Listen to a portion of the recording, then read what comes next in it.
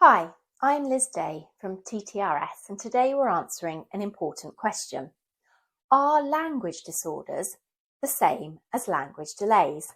It's a great question and the short answer is no, they're different. So let's start with language delays. A language delay means a child is developing language skills in the typical order, just a bit slower than expected. For example, you might have a child who is still finding it difficult to put sentences together or who has a smaller vocabulary than their peers. While they may be behind for a few years, their development is following the usual path, and with the right support, they're likely to catch up as they grow older. Some signs of a language delay can include speaking later than expected, using shorter, simpler sentences, having a smaller vocabulary compared to peers, difficulty telling stories or explaining ideas. Now, a language disorder is different.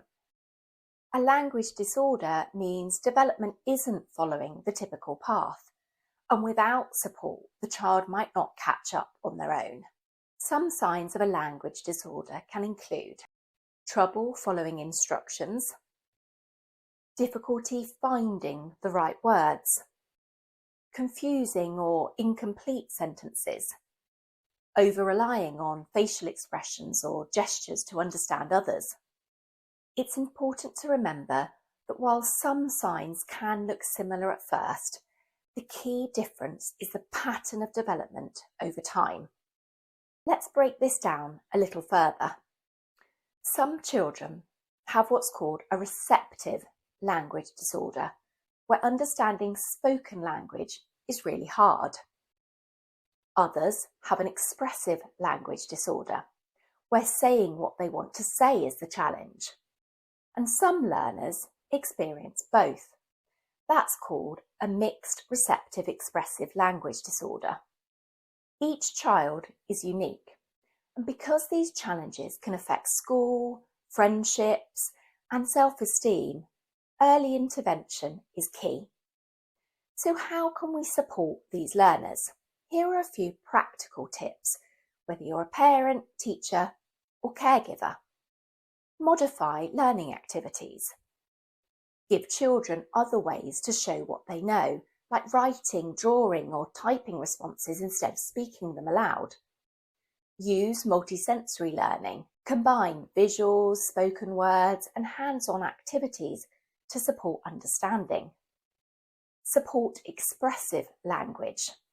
Offer planning sheets or mind maps so children can organise their thoughts before speaking or writing.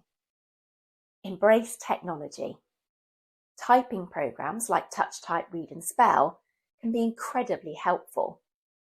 Typing allows learners to focus on building language skills without the same pressure of speaking out loud. It strengthens fine motor skills, teaches word structure, and helps them find another way to communicate their ideas. Every child deserves the chance to shine. When we provide the proper support like speech therapy, accommodations in school, and tools like typing, we open up new ways for them to succeed and be heard. If you found today's video helpful, don't forget to like, subscribe, and check out the articles on the Read and Spell blog. Thanks for watching, and I'll see you next time.